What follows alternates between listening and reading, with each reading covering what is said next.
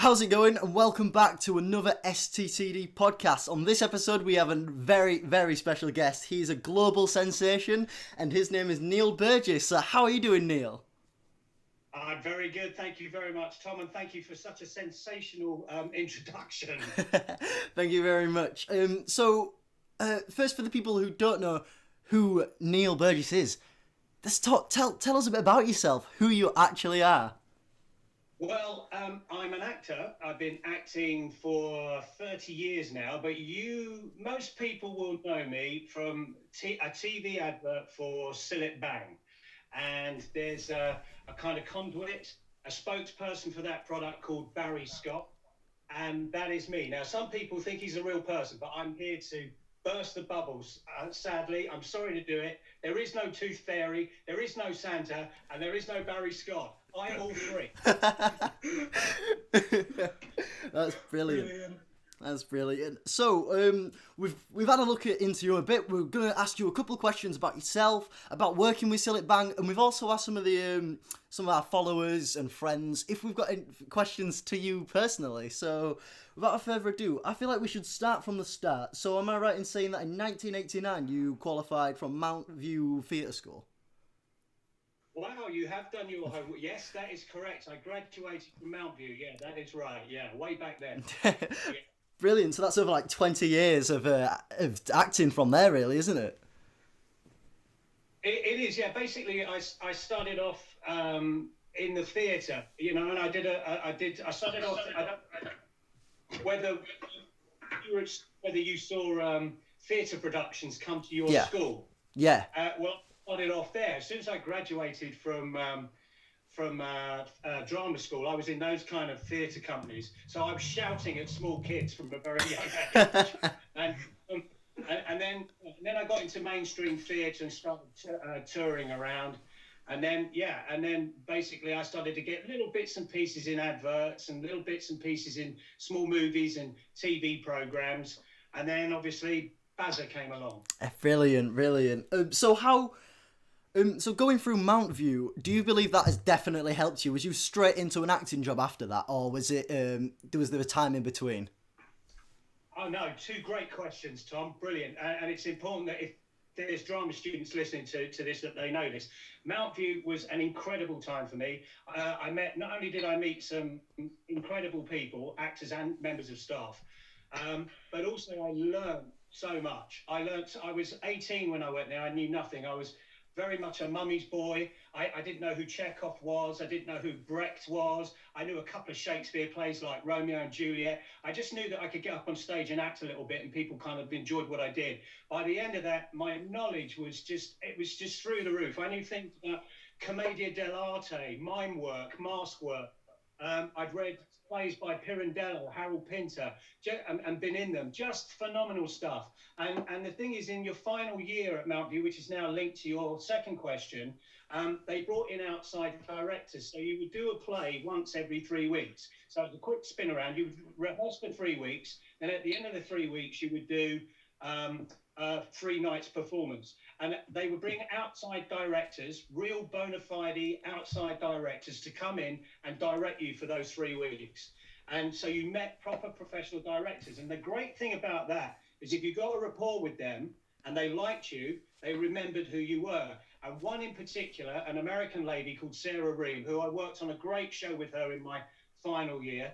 The minute I graduated, she phoned me up and she said, I'm doing a play at the Crucible Theatre in Sheffield.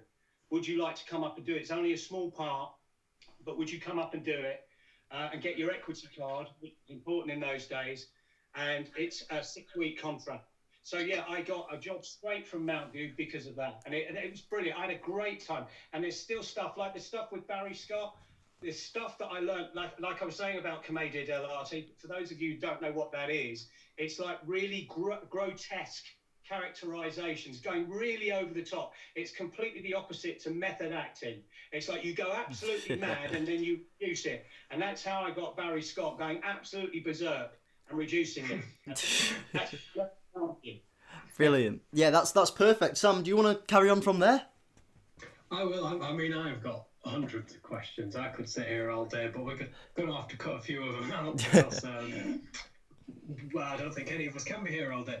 But I'd like to start going into, before we enter Barry Scott, just some of your other TV and film performances. I think the two most common ones I found was, firstly, as your role as a paramedic in Waking the Dead. Can I ask about that? How was that experience, and how did that come about? Well, I got that through my agent. And basically, it was only a couple of lines that I had, but I was lucky enough to be in a scene with Trevor Reeve and Sue Johnson, the two leading actors in that play. And funny enough, I worked with Trevor Reeve's wife at this play at the Crucible. And so we had something to talk about. And that actual episode of Waking the Dead was all about a chemical disease outbreak. And we all had to go into a lockdown. And I was in a hazmat suit and making sure that Trevor Reeve and Sue Johnson's characters were properly in lockdown. So, I mean, this is way back in 2006. So that, it's got echoes of what we're dealing with now. And just to say something about Sue Johnson, who was on Brookside, I don't know whether, and the royal family. Oh yeah. What an amazing actress she was. I was sat down at a table. We were just about to do a shoot, and she's a big Liverpool fan. And she was telling me about going to the Champions League final with her son, and they'd won it. I think against Milan, the year before. And she was telling me about that, getting really excited. And then all of a sudden, and we got really involved in this conversation, forgotten where we were. And then all of a sudden, the director went, action. And she just stopped dead, gave me a it was really dramatically done, really, and spot on. Then there was cut, and she picked up and said, and then Stevie Gerrard scored the goal, and we all went mad. She just turned it on and off like a tap. She was amazing. Incredible experience that was. Yeah. To work with someone. Brilliant. Yeah, it sounds really good, to be honest. Sam, do you want to expand on that? Have you got anything any more? No, I just think that's brilliant to hear. And I'd like to also move on to your role as, it says here, Dave the Landlord. I don't know if that rings any bells, from Max and Paddy's Road to Nowhere. Oh, yes, in Phoenix. Yeah, Max and Paddy. Yeah. Absolutely. You have really done your research, haven't you? Basically, that was, I've worked with, Peter Kay. And I only had a couple of lines in that, but it was quite a funny that was a visual joke. I don't know whether you remember on television years ago, there was there's a TV presenter called Jeremy Beadle. Now, unfortunately, as a child, he'd had polio, and it had affected, he'd got a shriveled hand. And this is just Peter Kay doing a visual gag. Okay, now, we were filming in a pub called The Beadle.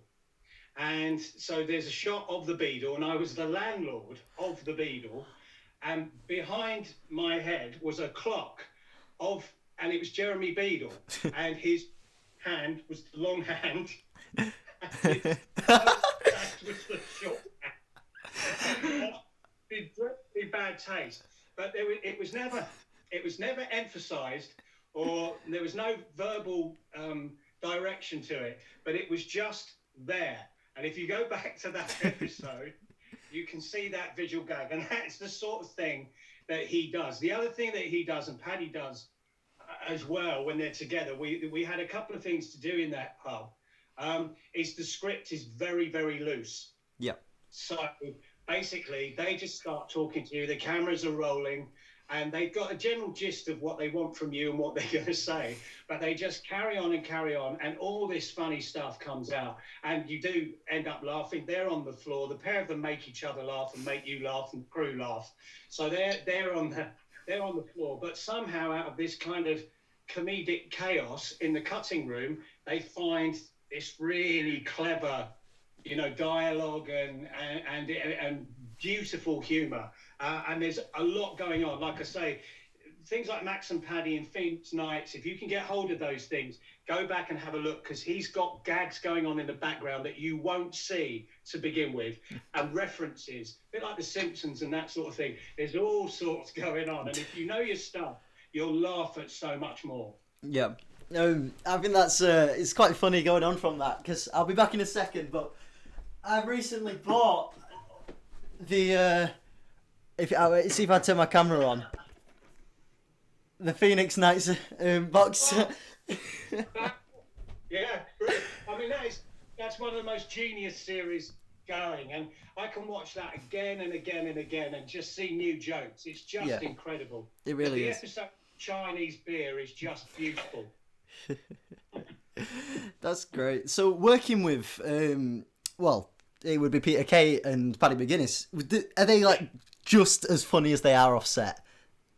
They are, yeah, absolutely. You just can't stop laughing. It's just an absolute joy, and they don't care. They didn't seem to be when I was there. There didn't seem to be any time constraint. It's just we'll get it when we get it. And we'll just have a really good laugh doing it. And at the time, they were both very down to earth. And I remember getting a lift. We had a driver, obviously, that takes you back to where you're staying, and I was in the car with Paddy McGuinness, and Paddy McGuinness got dropped off at his mum's bungalow in Bolton. So at that point, he was still his mum in a Bolton bungalow, which is just, and that's exactly what they were like. They were really down to earth. I shouldn't think he lives with his mum now, Paddy McGuinness, but he did then. Yeah. And they'd already done Phoenix Nights together, so they were just really down to earth, good, Bolton boys, and they you could tell they loved each other as well. Yeah. Very close. Brilliant. Sam, Tom, have you got anything to say? Yes, I do. Neil, hi, I'm the other Tom. Arguably not as good as the other one, but I'll try. Oh, stop it. Stop. Yeah, so it's got something to do with your biggest, I'd argue, role, Barry Scott, but your YouTube channel. Yeah. I got onto it this morning and I was watching quite a few, like the very early stuff where you started like acting out your own kind of things, playing different roles. And it led me to the question: have you done any voice acting? Have you ever considered doing it? I voice acting. It's just casting director. You see, it's a very strange world that I live in, trying to get work. It's all about luck. I would love to do some voice work. That's very nice of you to go on. But I would do voice work. If there's anybody out there that can influence that listens to this, that's listening to this, then yes, I'm up for that kind of work, definitely. Oh, nice one. Yeah, because I've got a mate, Jude, who's also doing drama at the moment in our college, and he's managed to get himself onto like this like voice acting thing on YouTube. I was just saying, like, you could, I think if you went about and went around and actually asked around, I reckon for sure you could get so many roles, because your voice, like, you have such a large dynamic range and like the different characters you can do, and I just love it. It's great. Oh, thank you. That's very kind of you. I really appreciate it. I can't tell you, when you get feedback like that, how much it means. It means a lot. I know that people think that actors are kind of narcissistic, vain people, but we do. I don't want to sound too sentimental, but the work that we do is put out there for people like you to enjoy. That's all I want, basically, at the end of the day. It's nice if I get money and stuff like that, but I want other people to enjoy what I do. And to hear that feedback is absolutely lovely. You've made my day. Thank you so much. I'm happy to have done that. Carrying on with the YouTube, are you ever going to make like a series for that? Are you going to like focus more onto the YouTube? Well, because I'm a middle-aged man, I've cut you guys. So I have a teenage son, and you guys, I'm very, very jealous. Like, social media and the internet is almost like a language to you that you're all fluent in. So someone like me, when I was growing up, we only had 3 channels on television. We didn't have mobile phone. I don't want to sound like your parents now, so I'll get off that. But the thing is trying to conquer social media and its various platforms for someone like me is difficult and strange and weird. And, we didn't have this at drama school. I had no opportunity when I was at drama school in 1989 to make a YouTube channel. But if there's any drama students listening now, make a YouTube channel. So at the moment, I'm learning what kind of content to put on it. And the only kind of thing that I thought of that would get traffic to it were the occasional Barry Scott ones, which is what you've seen. I've done a couple of my own Barry Scott messages that are pertaining to COVID and Donald Trump, as you may have seen. I have seen those. to do audition speeches, but I'm open to suggestions. If anyone goes to my YouTube channel and say, hey, listen, maybe you should do a series or think about this or do an idea, I'm quite happy to collaborate or to listen to ideas and listen to feedback and go ahead and do it. Because at the moment I'm enjoying doing the odd speeches on there, but I'd love feedback like that. Yeah. Yeah, oh, that's cool. Well, if we ever think of anything, I'll be sure to put it onto your channel. Yeah, please do. Thank you very much. I'm a huge fan, just staying on the topic of your channel. You've got 2 videos which are called, I think, Barry Scott Director's Cut, and it's you playing you, and also Barry Scott, and you almost take it in like an Alan Partridge kind of way, and it is one of the most brilliant things I have ever seen, and that just deserves so much more recognition. Like, you were talking about Peter Kay's kind of visual gags. Well, there's a scene where you walk into your bedroom and it is spotless white. There is nothing in there other than like a Cillit Bang poster. And I think it is just absolutely amazing. I'm so pleased that you noticed that. Again, I'm into that kind of thing where, either you get the gag or you don't. You either see it or you don't, but it's there. And the pristine white, that's spot on, well spotted. I'm very impressed. And there's obvious ones as well about the pennies by the phone being half clean and half dirty and stuff like that. So, because that's relating to the very first advert I did with a penny test. But yeah, no, those two...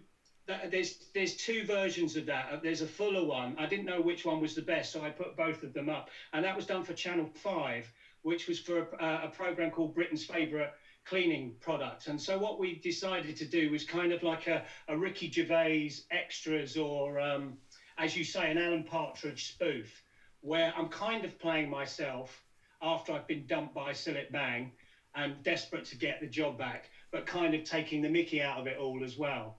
So, I really enjoyed doing it. I thought it was a really funny script, and the guys that got it together were fantastic as well. So, yeah, I'm up for... now there's something I would love to do more of. That kind of idea you were saying earlier about a series, that could possibly work, a series like that, just elongating that idea a little bit. Brilliant, yeah. So that's kind of parodying the whole thing, and I believe Sam, you wanted to emphasise a bit more about this sort of parodying aspect. Absolutely, because of course, I mean, before we get onto the actual adverts itself and what it was like, I just want to talk about how well it was received. You see adverts all the time. There must be hundreds of different adverts shown on every single day, and very few stick in your mind. Yet people saw the Cillit Bang adverts, saw your characters, and thought, I want to use that to make my own content.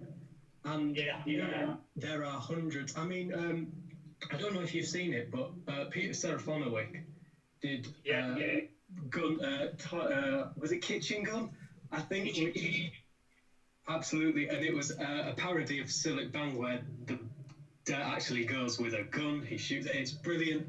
But how does it feel to know that people have taken your character, the character you play, I'm not as too sure who created it, but we'll get onto that when we talk about the advert. How does it feel when they take your character and make their own content out of it, whether it's a joke or a appreciation? How's that feel? I love it all. I absolutely love it all. If someone has been inspired by something that you do, to go out and then recreate something of their own, whether it's a professional comedian or whether it's someone in their own living room that's bored on a Sunday afternoon and it's pouring down with rain and they just stick it on their phone and then send it out.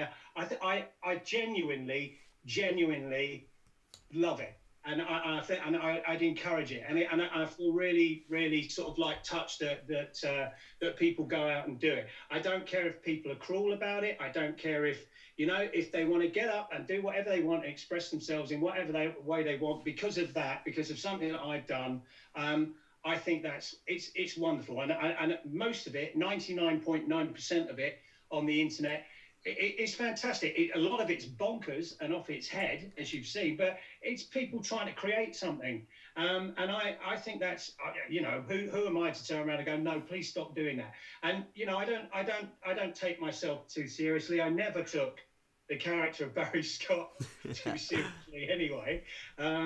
It was, I developed it in the way I wanted to develop it, and that kind of reaction to it is exactly what I want. Exactly what I want. That's a phenomenal answer, Barry. Sorry, I've been the first to do it. I've been the first. Yes! Can we have £1 in the jar? That's it. I knew it was going to happen eventually. £1 charity. Yeah. Well, after this, I'll donate £1 for every time I call you accidentally Barry. Neil, I'm so sorry. That was a phenomenal answer. That was, and it means a lot to people when they get this kind of go ahead on the you take my character and you make it into something you want. You make it funny. You make it bonkers, like they say. Some of them are absolutely crazy, but if you appreciate it. Yeah, I love it. Just look around there. I've done it. I watch it. It's not in a narcissistic way or whatever.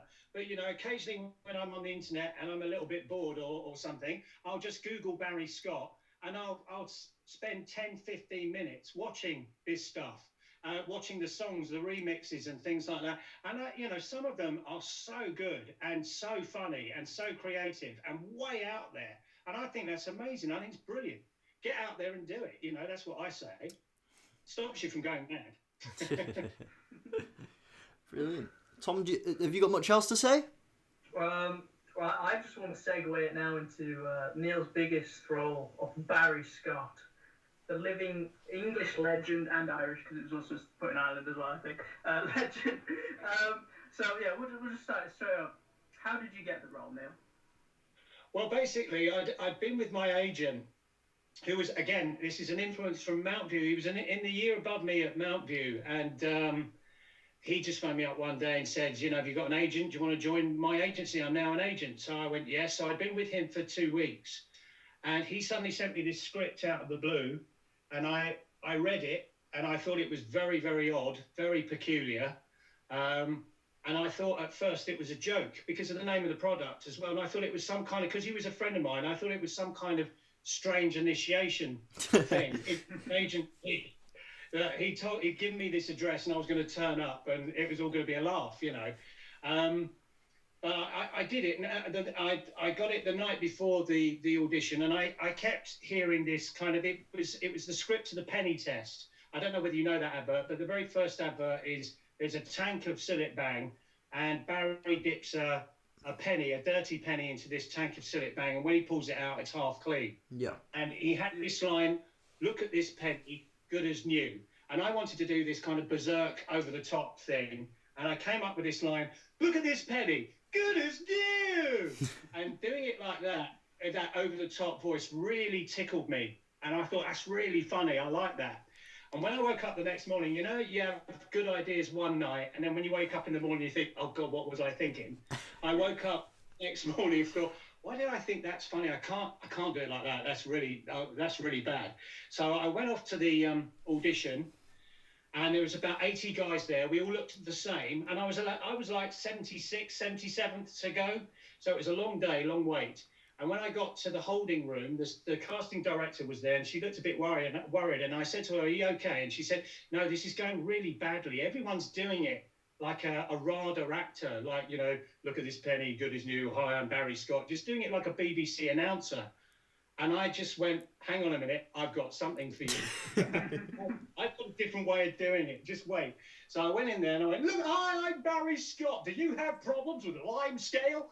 All of this kind of berserk stuff. Look at this penny, good as new.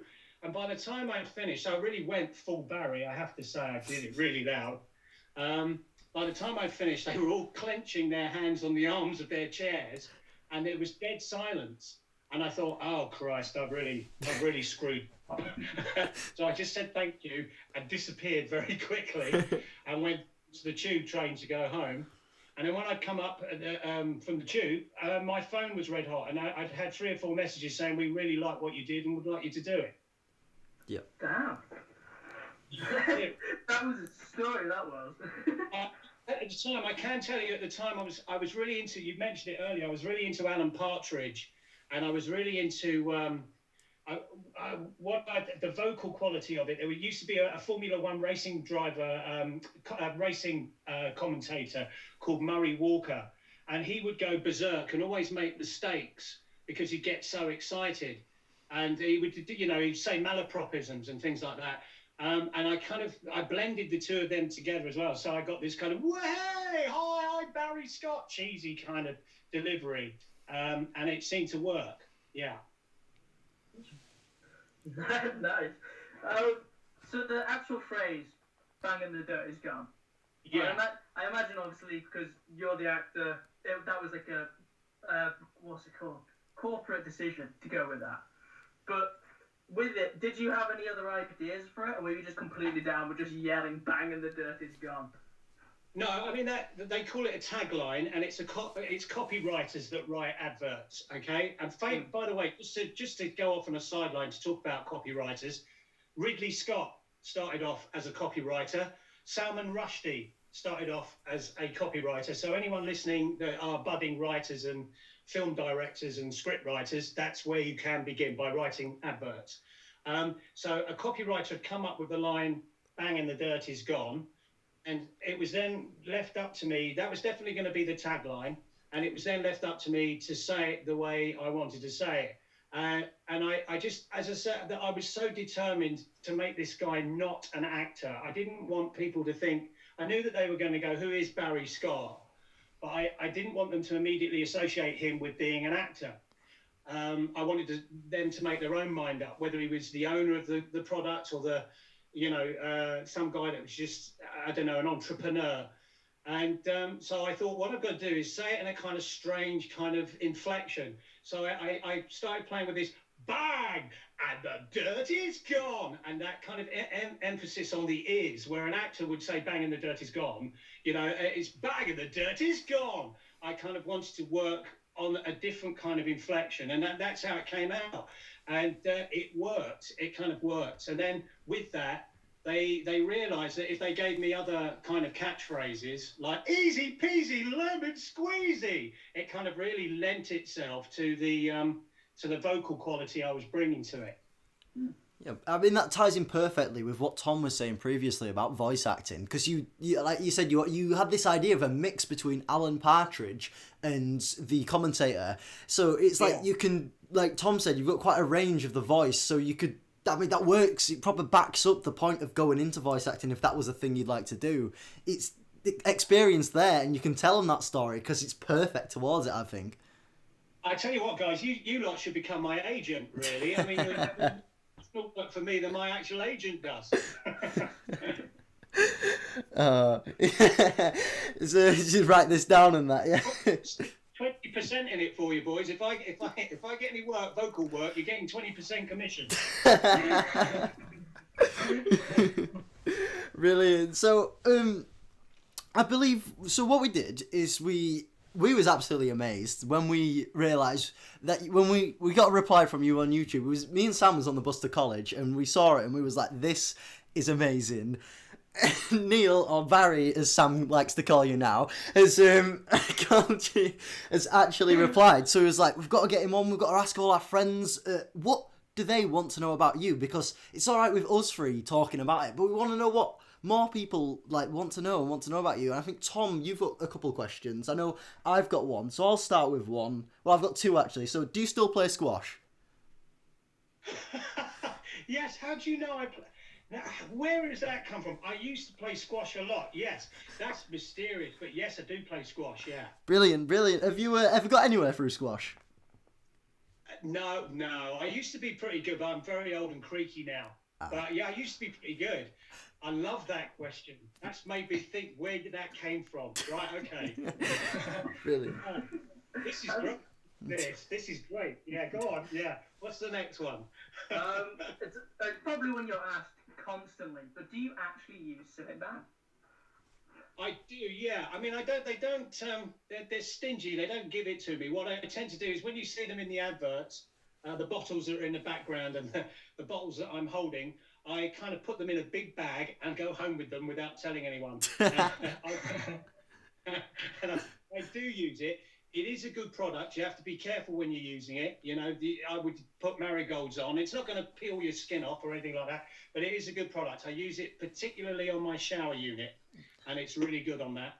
Really good on it. Fair enough. I won't tell you what I'm cleaning off my shower unit with it. Yeah. So next one, quite a like recent kind of thing. What are your thoughts on people not using masks? Well, look, I mean, we're in a very difficult time, and very often people sometimes feel like they're having their.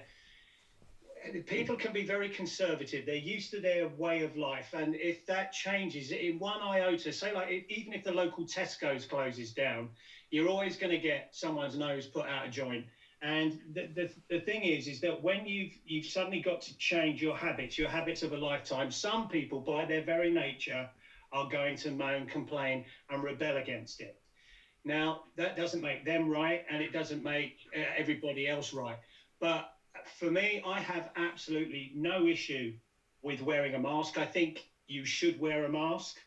I'm not going to go and report anyone that isn't wearing a mask, but there are some situations where I do think, you know, come on, use your common sense. You possibly are very close to people, wear a mask. I'm not too sure what the benefits of it are when you're out for a walk outside, but certainly inside close spaces where you are with people, I think you should be wearing one. I do understand people's rights to turn around and say, hey, listen, this is not at the moment how I want to live my life. I don't want to live in a kind of police state or military junta, but I do think it's advisable to wear it, yeah.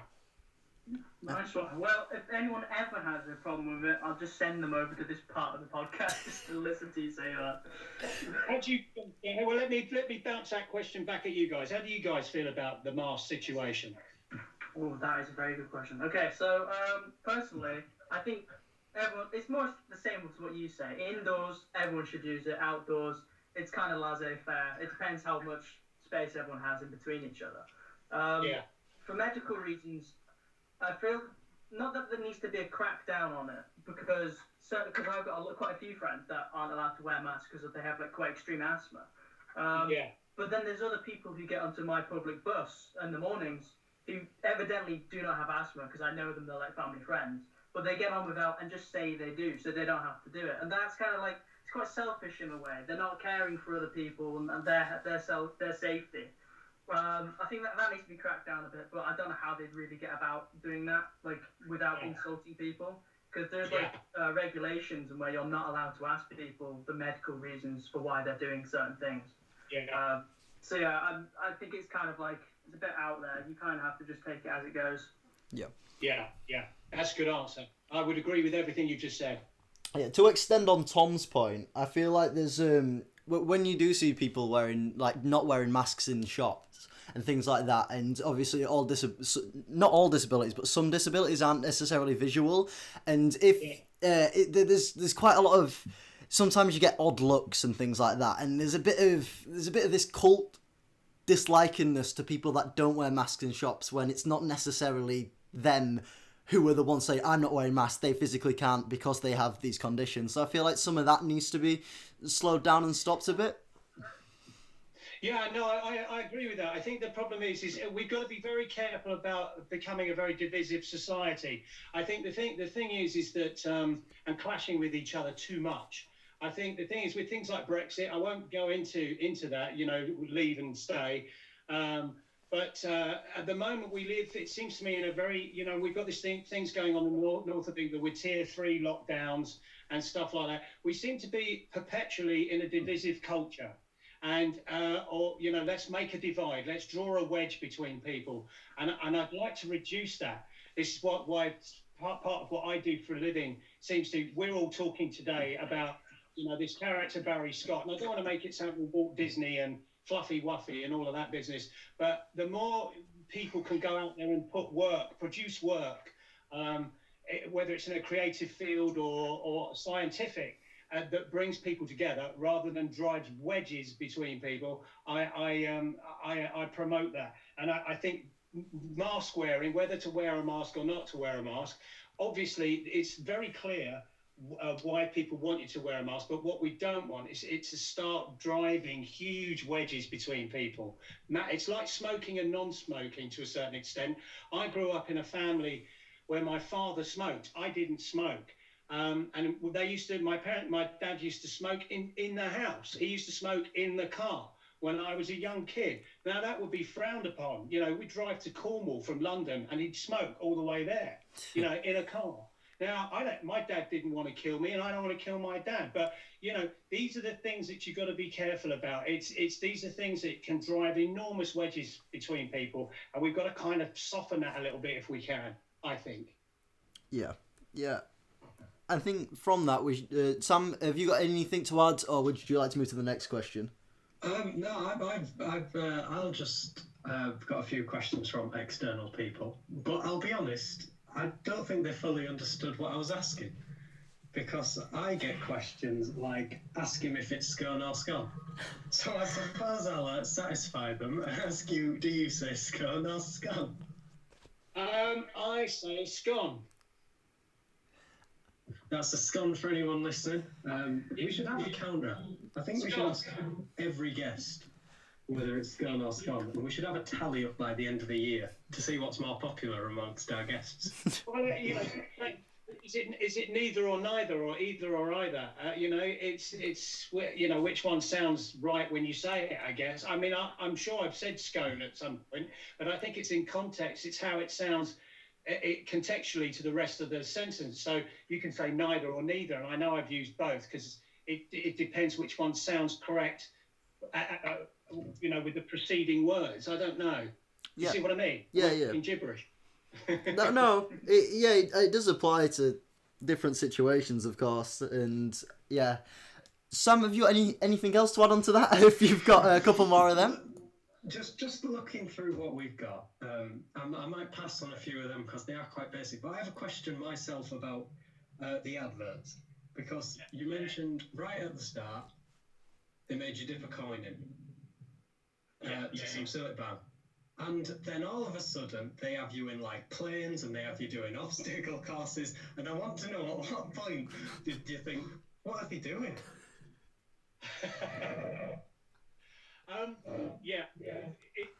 That's a fair question. As soon as it started to kind of become, I mean, there was a point where we were kind of in a James Bond lair as well. I don't know whether you remember that. There's kind of one where we were using all sorts of strange contraptions as well to demonstrate the product, and it was round about the plane. I must admit, we filmed that in Serbia, and that was an old Russian MiG, that aeroplane. And so we were in Belgrade filming it, and they painted it purple, especially, obviously, it was a military plane. And I did sit there in that cockpit at the time. I think we're going back to about 2012, thinking, why are we doing, am I sat in a Russian MiG? It was really bizarre, but it was to promote turbo power, I guess. But what a strange connection. I think it was right about the time we sort of stopped being in a bathroom or a kitchen, and all of a sudden I was on a roller coaster. I mean, that roller coaster one I did, we were in Rhyl. It was on Valentine's Day, February the 14th, in Rhyl. So middle of winter, and it was at 7:30 in the morning, and it was absolutely effing freezing. And all they wanted me to do was go around that roller coaster ride shouting, "Hi, I'm Barry Scott." And I'm thinking, this is for a cleaning product. What are you doing up here? And it was really funny because there was some kind of, like, I think traveller or something. It was a caravan parked in a field opposite this fairground where we were filming it. And like I said, it was pretty early in the morning. And this guy, trampy guy, kind of stuck his head out of his window and said, We know you effing are now. Shut the F up. It was just really bizarre. You think, I'm doing this for a kitchen cleaning product. What am I doing up here at 7:30 in the morning on a roller coaster? Very bizarre. And yeah, the assault course one, that was filmed in Cape Town in South Africa. So, Oh wow. yeah, which is Stellenbosch. You take a look, all those mountains, they're beautiful mountains in the background in South Africa. And you just think, I mean, I'm very grateful that I'm in South Africa because it's a beautiful country and lovely people, but what on earth am I doing here? Doing this for a cleaning product? Bizarre. Did Barry Scott ever get a stunt double for that? Or was the obstacle course performed by you? Yes, well spotted. Was it something to do with the shape of my bum or something? It's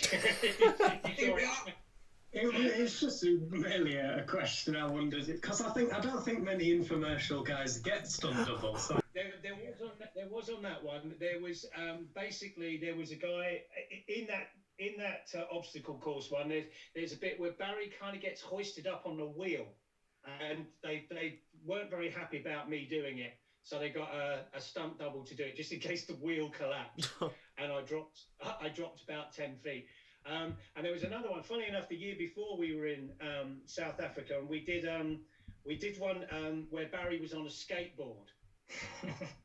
Yeah, and on a half pipe. He does a. And again, the loose connection is that Cillit Bang can clean round curves. So basically, they what they wanted to do was they wanted me to do some skateboarding, and they built a set which was like a half pipe, and it would flip and then come back down again. He would go up like a handstand and then come back down again. And they gave me plenty of warning, and they said, Neil, do you skateboard? And I said, well, I used to. And he said, well, can you get a board and start polishing yourself up again? And I got this script, and I thought, they want me to do a bloody half pipe. There's no way to do that. What's in hell? And, so I managed to sort of get myself to a point where I could slowly go up half the half pipe, if you like. But I said to them on the phone, I said, there's no way I'm going to do that. And they're going, you sure you can't do it? And they were winding me up, basically. Yeah. And I was getting really worried about it. And I turned up in South Africa, and thankfully there was a guy that did it. So I did a little bit of skateboarding leading into the half pipe. Then we swapped over, and he did it and flipped up on and did a handstand, and then came back down. But they wanted a close-up of me upside down. So they got a hoist and a winch and a big crane in this park. And they flipped me upside down with a harness right on my crotch. So it looked like I was sort of doing a handstand and going, hi, I'm Barry Scott, upside down. So very, very bizarre. But they did get a stunt man for that. But they wound me up and led me to believe that I might have to go as far up this half pipe as I possibly could. Sorry, that's a very long answer to your question, but I hope it was interesting. No, it really was. It really was. It's brilliant. I have one, which is, what music does Barry Scott or Neil listen to? Well, Neil has a 16-year-old son, so Neil has to listen. Although Neil does quite like it now. Drake, I like listening to Drake, actually. And I've just been listening this morning to a Disclosure album, which is really good. I said album. Spotify. On Spotify, I've been listening to Disclosure. So I like Radiohead. Neil likes Radiohead. Neil likes, guitar bands, basically. I went to a Radiohead gig many years ago, and that was fantastic. And so what would Barry Scott listen to? It's got to be something really... I think he would listen to hip-hop and house music, techno. I think he'd be really out there. I think he's a real sort of like rave. He's from the rave generation. And I can imagine Barry at a rave, with a bottle of Cillit Bang just going absolutely nuts. To Prodigy. Music. Fire starter, he's just there. Yeah, techno. He's full on techno, yeah. Euro trashy music. Yeah. Well, how about Black Lace and Agadoo and things like that? I can also see him... The Birdie song and that kind of thing. Oh, yeah, he'd definitely be the first up at a Christmas party to the Birdie song and, the Hokey Cokey. He'd certainly be up. You know, yeah, he'd be putting his left leg in and his left leg out and shaking it all about without a shadow of doubt. Yeah. Brilliant. Tom, do you have any more questions? Yeah, they're quite politically driven though. I don't know if you want to ask them. Okay, go ahead, hit me with it. Go on. All right. So one of our fans wanted to know if you voted for Conservatives. No, I've never voted Conservative, but I'm not one of these people that is. I've got many friends that I've got relations as well that vote Conservative, but I've never voted Conservative.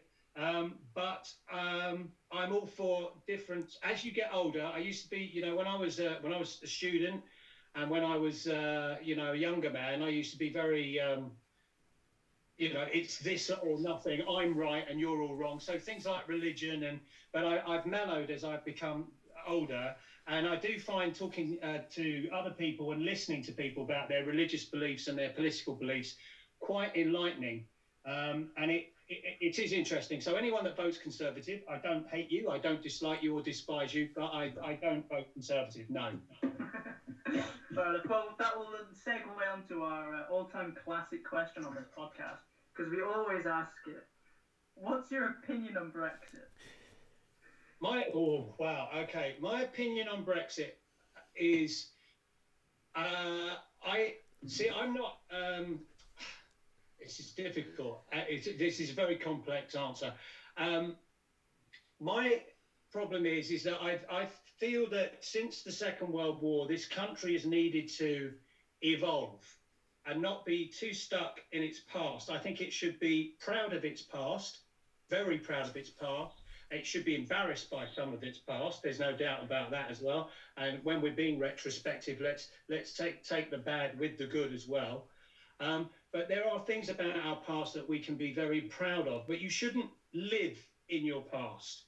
You have to look to the future, and you have to look at what's best for this country in the future and act accordingly. So I do believe that Brexit is a bit retrospective rather than forward thinking. Nice one. So we have one final question before I'll segue back onto another section. Do you play any musical instruments yourself? I do. First of all, I'm going to give my son a plug, Hugo. He's a brilliant musician. He's a pianist, and he plays violin, he plays drums, he sings, and I think he wants to be a musician when he leaves school and go into that. So he's fantastic. So I'm nowhere near as good as him, but I play the guitar. Oh, nice one. How long have you been playing? Well, I started when I was 8 or 9 years old, and then I kind of gave it up for a little while. When I was at drama school, in fact, I put it down and I didn't pick it up for years. And then, then I picked it up again about 20 years ago. So I've been, so off and on since I was 8 or 9 years old, yeah. Fair enough. Yeah, no, I was just asking because I myself also play guitar. I started playing, that's a good question, when I was 12, and then I stopped. And then my friend James started playing in 2018, I think it was. And I was like, I've got to be better than this man, just so I get this to know him. He's now better than me. Hang on, I'll turn my webcam on so you can see me. Hello, this is me. Ignore my background. But I won't show up because I've got a background. Hang on, let me get rid of this. Technical difficulty. That's a fantastic background. I love that. It looks like a friend I used to have. Sick of friend? Oh no. Right. So yeah, I've got one here, and then I'll give you a little tour of my little webcam. Hang on. Then we've also got a little acoustic as well. Give us a couple of chords. Come on. No, I cannot. Come on, Tom. Come on. Come on. Give us a chord. Come on. Just do something. Tom, come on. The webcam off. I'm never gonna actually play with it on because that's too embarrassing. You want a chord? Right. Give us just a couple of chord changes. Fine, okay. What do you want? Do you want House of the Rising Sun? We can try that. It won't be good. Go on then. Go on, give us that. I'm so nervous right now.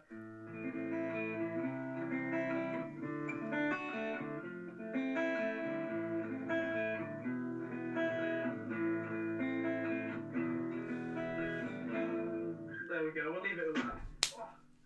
that's fantastic. That was brilliant.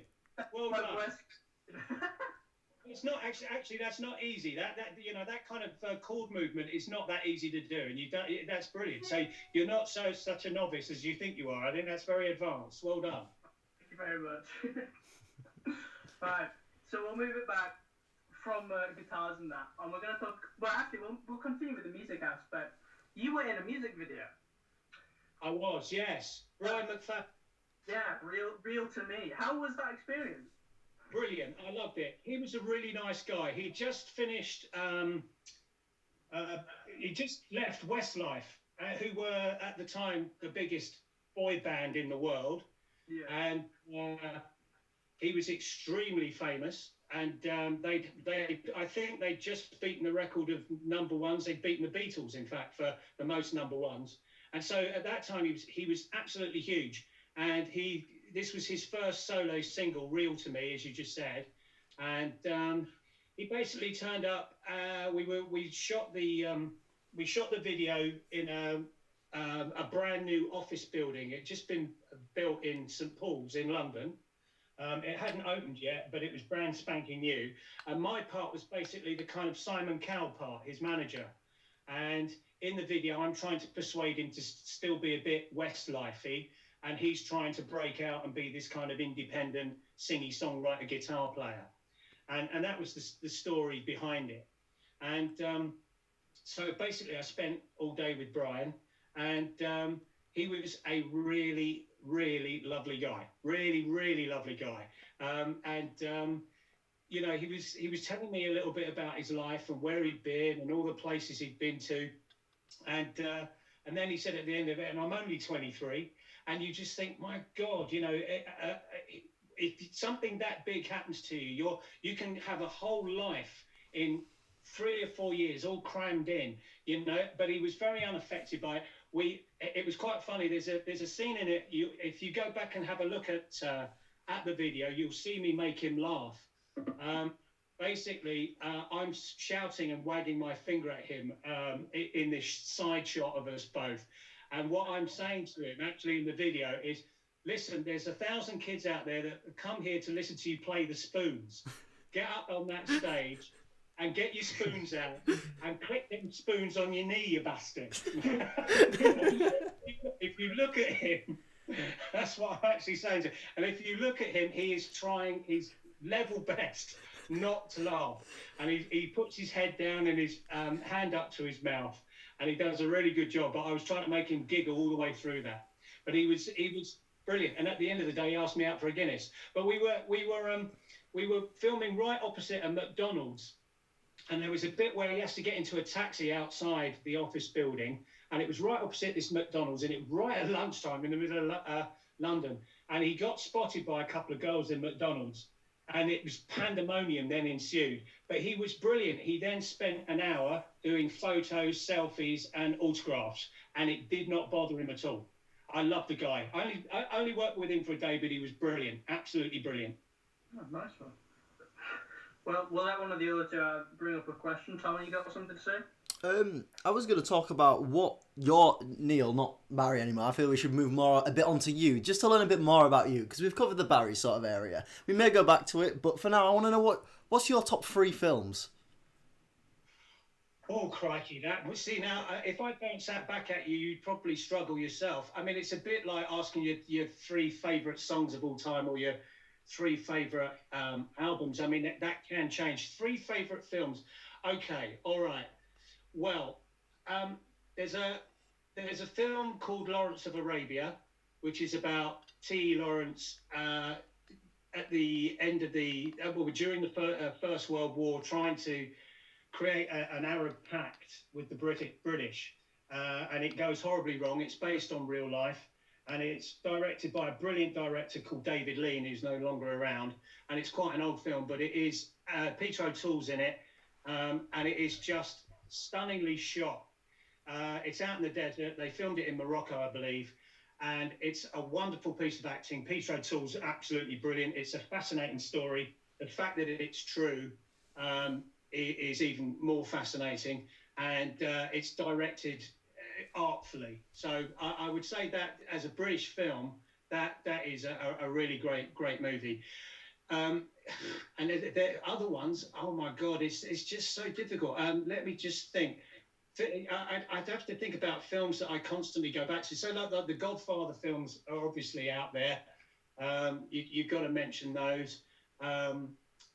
Let's think. I mean, it's a bit of a cliche, but Citizen Kane still resonates with me very much.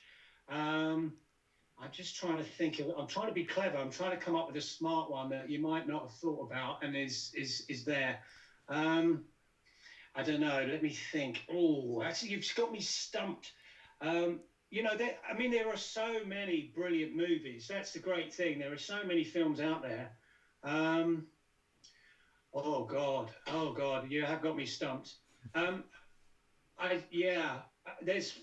just trying to think of some foreign. There's all the Akira Kurosawa films, as well, like Ran and the Seven Samurai and stuff like that. They're wonderful films as well. They're a bit old and creaky now, but their plot lines are astonishing. And you'll find that films like The Departed and stuff like that have got the same plot lines. They borrowed Akira Kurosawa plot lines, and some of those you'll see in modern films. You'll go, oh, I know that film. That's the film with Heath Ledger in. Oh, but while we're on that is, film that I saw recently that I was really impressed with was The Joker, and that surprised me.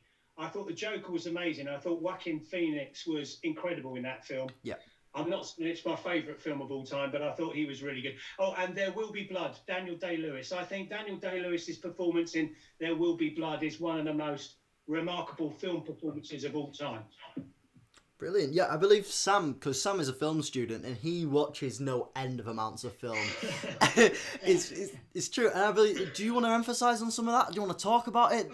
I do. I just love listening to people talk about film. And you gave some really good answers there. I mean, you mentioned The Departed, and you said you've seen the plot, and it was actually, I believe, a remake of a Hong Kong film that came out a few years prior called Internal Affairs. I'm going to have to. That's it. Yeah,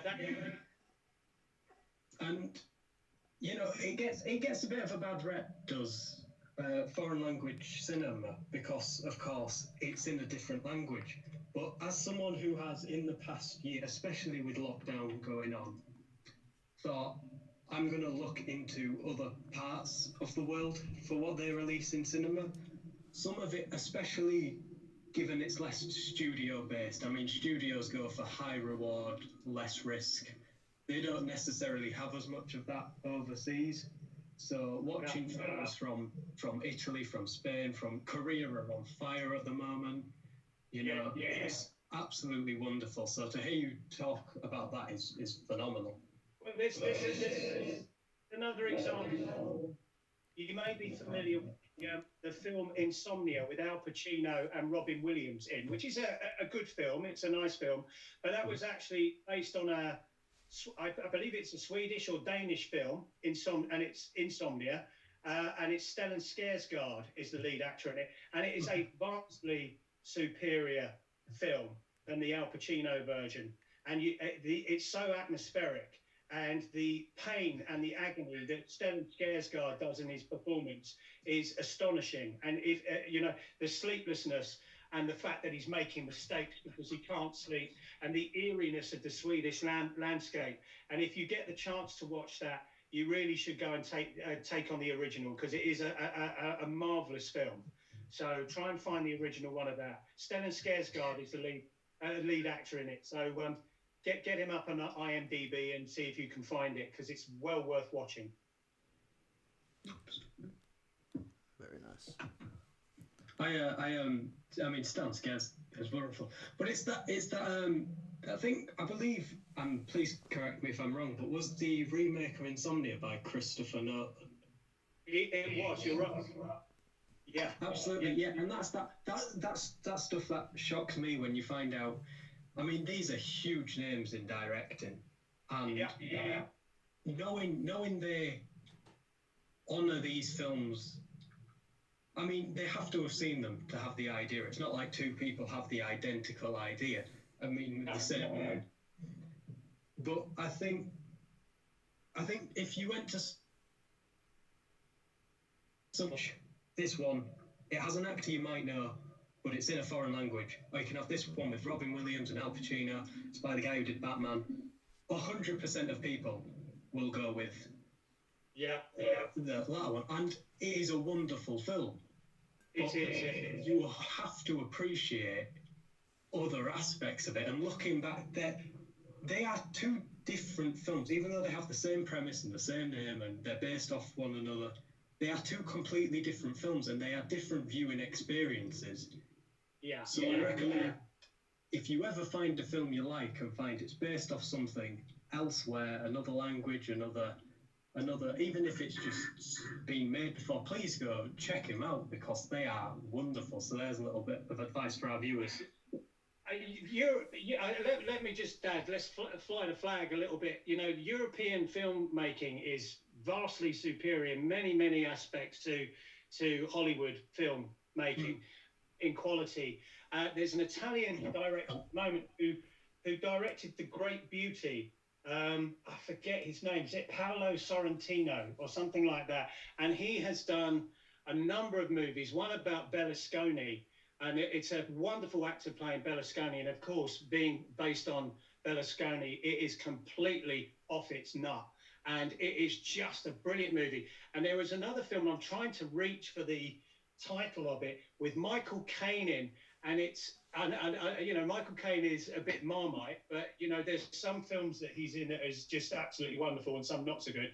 But he's an old composer, and he's in a retirement home. And Harvey Keitel is in it, and it all takes part in this retirement home, and it's just brilliant. I can't think of the name of it. And there's an actor that plays Maradona, the football player, and he looks just like Maradona. And Maradona's in the background. He's in this retirement home doing all these tricks. Anyone, please let me know what it's called. It's done by the same director as The Great Beauty, and it's fantastic. Absolutely fantastic movie. Is it? Once again, might be wrong, but is it called something like Youth or Young, or it's Youth? Yes, you're right. Youth. Yeah, that's it. Youth. Well done. Go and watch that. That is an amazing film. I'm glad we've had. I feel like I've just kind of gone into a completely different conversation then. Like, this is the kind of thing you just have with, you know, mates round a table, but. I love all aspects of. I mean, don't get me wrong. American, like, you know, contemporary film is wonderful. Some of my favourite film of all time is Alfred Hitchcock's Rear Window. Right. Yeah. So and a lot of my top 10 would be American-made films. Right. So I don't want anyone listening under any circumstance to think I'm saying the only good film is in a different language. Right. But what I'm saying is 100% people should, if you have a love for film, if you just have watched a film in general, go check out films from everywhere, whether it's English, whether it's American, whether it's Spanish, Italian, whatever, because every single country that has made and released films have some absolute gems that I think everyone needs to watch. Absolutely. There's some great Australian movies as well by Peter Weir and things like that. Some of the stuff that where Mel Gibson started his career, from Gallipoli and things like that. That film is an amazing film. I agree. No, I mean, you can criticize America for many things. One of the great things it has given the world is its movies and its 100%. Actors. I don't disagree. It's a beautiful and positive thing that they've given the rest of the world, and it inspires us all and entertains us all, and is a huge part of our lives. I totally agree with what you're saying, but there are some real hidden gems in European films, definitely. Mm-hmm. Absolutely. Well, thank you for that. It was a wonderful conversation. I feel like, apologies to Tom and Tom if you just got kind of, you know, kicked out of that, but... No, it's fine, because I was making some notes, because Sam, you said that that's what you've been doing in lockdown. Neil, what have you been doing in lockdown? A lot of cooking, and I like to cook. So I've been experimenting. I've got two guinea pigs, my partner and my son. So Oh, no. they're trapped in the house. So I've been doing different bits of food. It's difficult for an actor because obviously, you know, our industry has been really hit hard, and nothing new is being made. So yeah, I mean, I've been trying to fill the content up on my YouTube channel, and so. Again, going back to that, if anyone's got any ideas of how I can progress with that, I'm all ears. Please get in touch, and I will reply as well.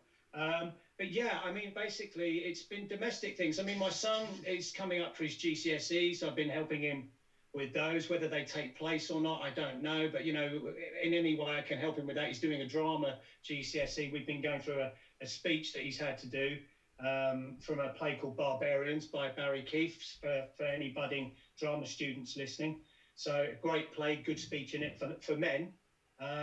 So that kind of thing, just very domestic things. It's kind of difficult, isn't it? It's difficult times, but you have to find different ways of making yourself sane. Of course.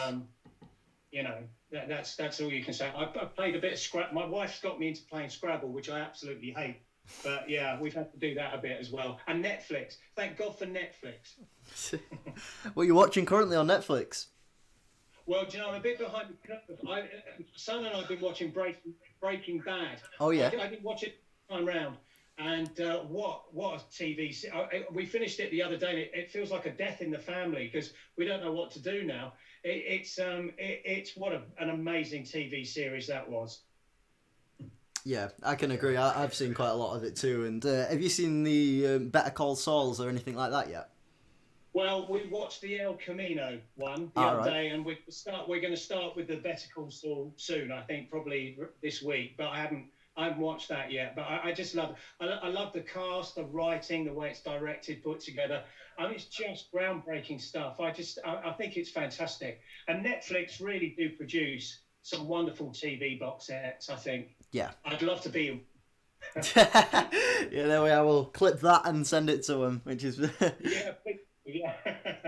brilliant. Right, Tom, do you have anything else to add on to it? I've actually burned through all of my questions, to be honest. Brilliant. I mean, it's been great. So, Sam, I believe you had an ending question and things like that. Yeah, so you have mentioned a lot talking about drama, film. You mentioned Ridley Scott as a copywriter. All of this, because of course our primary viewership, our college students, our students who are involved with the media and creation of media a lot. I'd like to ask from you, someone pre-established in the media who has been in it for, I believe you said 30 years. Yeah. What is the best piece of advice you have been A, given, and B, that you can give to our listeners? The best piece of advice I've been given about being involved in the media is don't take criticism too personally. Okay? So, you know, if it's a negative bit of criticism, find something positive in it. Don't fall apart. And I think that goes for anything in general. If someone criticizes something about you as a person, or about a piece of work that you're doing, or something you've done in a relationship or whatever, it's, don't fall apart. Particularly if you are going into the arts world or the creative world, because the first thing that will do is it will shut down any kind of creativity. So you have to sort of like, you have to kind of take that on board. And the advice I would give is stay passionate. I graduated from drama school when I was 21, and I'm 50 odd now. And basically, I've never lost my passion. I've had some difficult times with being an actor, being out of work and stuff like that. But don't lose your passion, and there's no embarrassment about being someone that's creative, arty, and being passionate about it and being different to other people. Maybe you feel different sometimes. There's nothing wrong with that. You are who you are, and stay passionate. The minute you lose your passion for something, you're in a bit of trouble. So try and stay passionate with what you're doing and believe in it. And also, if specifically as an actor, don't be in too much of a rush. Okay, you know, we're all a work in progress, and the things that I can do now as an actor, I couldn't do when I was 20. All right, no matter how hard I tried when I was 20, I couldn't do it. So it's because I've evolved as a person and a human being. So don't be in too much of a hurry to try and be perfect at everything. Thank you so much. That was a brilliant answer. It means a lot to me, and it will mean a lot to the people listening. So thank you so much. Before we wrap up, is there anything you would like to plug? Is there anything, can you tell our viewers what you're doing now, where they can find you? I know your YouTube channel's probably a main bit. We'll link that in the description below. Yeah, now basically, because of COVID, the only thing that's going on for me at the moment is the YouTube channel. And, you know, if anyone wants to communicate with me, you've probably seen it on there, guys. I do answer the messages that go up there. You know, as long as it's not completely insane, I will answer it. But yeah, I mean, go to Neil Burgess Actor YouTube. That's what I'm doing at the moment. As far as anything else is concerned, you know, I can't plug anything because there's nothing going on, because, you know, there really isn't during COVID. I mean, if there is anybody out there that needs me or wants me to do something for them, I'm available. So, yeah. So, but thank you for the plug. It's YouTube channel only at the moment. That's the only thing I can say. That's no worries. We'll put that in the description below. I'd like to say from the bottom of my heart, thank you for coming on and talking to us today. It's been an absolute pleasure, and I'm sure it's been a pleasure for the other two as well. Brilliant. Yeah, it really has. Yeah. It's my pleasure. Can I just say, guys, before I go, I've done a few interviews before. I'm not showing off. I've done one on the Chris Moyle show as well many years, well, last year actually on Radio 1.